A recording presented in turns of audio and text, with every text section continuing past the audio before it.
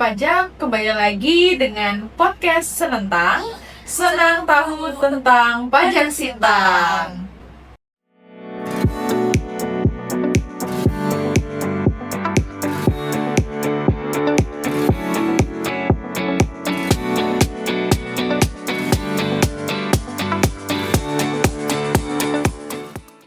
Baik kawan pajak, setelah sekian lama, KP Pratama Sintang menghadirkan lagi episode podcast Senentang yang baru. Saya Laras dan saya bersama dengan rekan saya, Anissa. Kami berdua selaku asisten penyuluh pajak di KPP Pratama Sintang. Nah, senang sekali nih kita bisa menyapa kawan pajak lagi di podcast Senentang. Tema kali ini juga menarik banget dan fresh banget, Betul yaitu tentang Peraturan Menteri Keuangan Nomor 37 Tahun 2025, yaitu tentang penunjukan pihak lain sebagai pemungut PPh serta tata cara pemungutan, penyetoran, dan pelaporan PPh yang dipungut oleh pihak lain atas penghasilan yang diterima pedagang dalam negeri dengan mekanisme PMSE atau perdagangan melalui sistem elektronik. Baik kawan pajak, kalau dilihat dari judul yang sudah dijabarkan oleh rekan saya tadi, mungkin kawan pajak merasa panjang sekali, kurang relate dan juga agak nggak terlalu ngeh ya sama judulnya ya. Padahal sebetulnya aturan ini sangat dekat dengan kehidupan kita sehari-hari dan juga mungkin sebagian kawan pajak merupakan pelaku dari PMSE juga. Betul sekali, kawan pajak pasti nggak asing nih sama toko online seperti Shopee, Blibli, Tokopedia, atau Lazada. Nah, itu semua adalah pihak lain yang ditunjuk sama Menteri Keuangan sebagai pemungut pajak pedagang dalam negeri yang mendapatkan penghasilan dari toko tersebut. Jadi PMK 37 itu mengatur pihak-pihak ini sebagai pemungut. Betul. Jadi kan selama ini seperti yang kita ketahui, pedagang itu kan kita banyak temui di pusat perbelanjaan, di pasar, atau biasa kita sebut sebagai berdagang secara offline ya. Nah, pedagang tersebut memiliki kewajiban untuk penyetoran pajaknya sendiri. Nah, begitu pula dengan pedagang yang berjualan secara online atau pedagang yang berjualan melalui marketplace yang sudah disinggung oleh rekan saya tadi. Sehingga sebetulnya ini bukan hal baru ya untuk pemungutan pajak ini. Jadi implementasi dari PMK 37 ini bukan hal baru karena aturan ini sebetulnya hanya mengatur perubahan mekanisme saja. Dari yang awalnya pajak tersebut disetorkan sendiri oleh pedagang dalam negeri, melalui PMK ini ada yang namanya pihak lain nih sebagai pemungut dari PPh pasal 22 dari pedagang dalam negeri tersebut. Seperti itu. Nah, mungkin kawan pajak nih jadi bertanya-tanya ya, kalau bukan hal baru, kenapa diterbitkan ya aturan ini? Benar banget. Jadi tujuan utama dari aturan ini itu memberikan keadilan dan kemudahan bagi para pelaku usaha dan menciptakan level playing field antara pelaku usaha online maupun offline, dan memudahkan pedagang juga nih dalam memenuhi kewajiban perpajakannya. Jadi kalau sebelumnya tuh kayaknya yang disorot itu pedagang offline ini kena pajak, tapi yang online ini enggak. Nah, Betul. aturan PMK 37 ini menciptakan keadilan itu. Jadi online maupun offline juga kena pajak. Betul, karena kita tidak bisa pungkiri juga ya di masa-masa saat ini nih, in this economy, banyak dari kita yang lebih memilih untuk berbelanja melalui platform digital atau toko online seperti Shopee, Blibli, Tokped, dan lain-lain. Karena mungkin dari segi kemudahannya lebih sangat mudah ya di toko digital ini daripada kita berbelanja langsung. Maka dari itu pemerintah khususnya melalui PMK 37 ini ingin menciptakan keadilan antar pedagang online dan juga offline.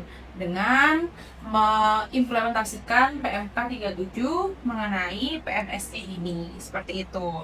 Dan pastinya aturan ini juga tetap melindungi pedagang kecil, khususnya teman-teman yang memiliki omset masih di bawah 500 juta setiap tahunnya. Seperti itu. Nah, jadi bagi kawan pajak yang belum memenuhi batasan omset tertentu, Betul. khususnya yang orang pribadi, itu nggak perlu khawatir nih akan dipungut PPh pasal 22 oleh marketplace. Tapi tetap harus mematuhi persyaratan yang berlaku ya. Betul sekali. Jadi dikecualikan ya buat teman-teman yang omsetnya masih di bawah 500 juta. Nah, pertanyaannya adalah apakah hanya pedagang yang di bawah 500 juta saja yang dikecualikan? Tentu tidak. Jadi ada beberapa pengecualian dalam objek pemungutan PPh pasal 22 oleh marketplace. Yang pertama yaitu penjualan jasa pengiriman atau ekspedisi oleh wajib pajak orang pribadi dalam negeri sebagai mitra perusahaan aplikasi berbasis teknologi. Lalu yang kedua ada penjualan barang atau jasa oleh pedagang yang punya SKB atau surat keterangan bebas pemotongan atau pemungutan PPh. Selanjutnya ada penjualan pulsa dan kartu perdana. Lalu ada transaksi jual beli emas perhiasan, emas batangan, batu permata dan sejenisnya. Lalu ada pengalihan hak atas tanah dan bangunan. Seperti itu. Baik. Nah, terkait dampak peraturan Menteri Keuangan ini terhadap peraturan SPT tahunan bagi pedagang atau usahawan, itu gimana? Apakah tarifnya jadi double? Karena kan untuk orang pribadi sendiri yang pelaku usaha itu kan udah dikenakan PP 20 ya. Betul sekali. Jadi nambah lagi dong pajaknya. Bisa dibantu jelasin nih supaya kawan pajak bisa lebih paham. Oke. Baik kawan pajak, ada kabar gembira untuk kita semua. Jadi untuk PPh pasal 22 yang dipungut oleh marketplace ini tarifnya hanya 0,5%. Dan juga bisa diperhitungkan sebagai kredit pajak dalam tahun berjalan atau menjadi bagian dari pelunasan PPh final apabila penghasilan pedagang tersebut dikenakan PPh final. Jadi kalau misalnya teman-teman atau kawan pajak memilih untuk menggunakan tarif umum, jadi nanti pada akhir tahun pajak akan kita perhitungkan ulang jumlah pajak terhutangnya dengan dikurangkan atau dikreditkan dengan PPh pasal 22 yang sudah dipungut oleh marketplace ini. Dan pastinya bukti pemungutannya juga otomatis muncul di Kortex juga ya. Jadi kawan pajak tidak perlu khawatir. Dan selanjutnya untuk kawan pajak yang menggunakan tarif final atau PP 20, PP terbaru full MKM yang omsetnya di atas 500 juta juga bisa PPh final PPh pemungutan pasal 22 ini bisa dijadikan pengurang dari kewajiban PPh final di akhir tahun nanti. Seperti itu. Jadi bukan berarti kawan pajak jadi bayar double, 0,5% PP 20, 0,5% PPh 22, enggak seperti itu. Jadi tetap bisa dikreditkan seperti itu. Nah, berarti kawan pajak ini nggak dikenakan double pajak ya, tapi peraturan Menteri Keuangan 37 nomor 37 tahun 2025 ini sebenarnya memudahkan kawan pajak yang awalnya ngitung sendiri, setor sendiri, terus mungut sendiri. Nah, di PMK ini dijelasin kalau kawan pajak itu nanti dipungut sama disetorkan sama si PMSE, si marketplace ini. Betul banget. Jadi jumlah pajak yang dibayarkan di akhir tahun pun jadi lebih sedikit dan atau lebih ringan. Betul. Singkatnya, wajib pajak tidak perlu menyisihkan uang di awal lebih banyak ya. Jadi kayak pajak terutangnya lebih kecil aja nanti, bahkan bisa lebih bayar juga di akhir tahun nanti seperti itu.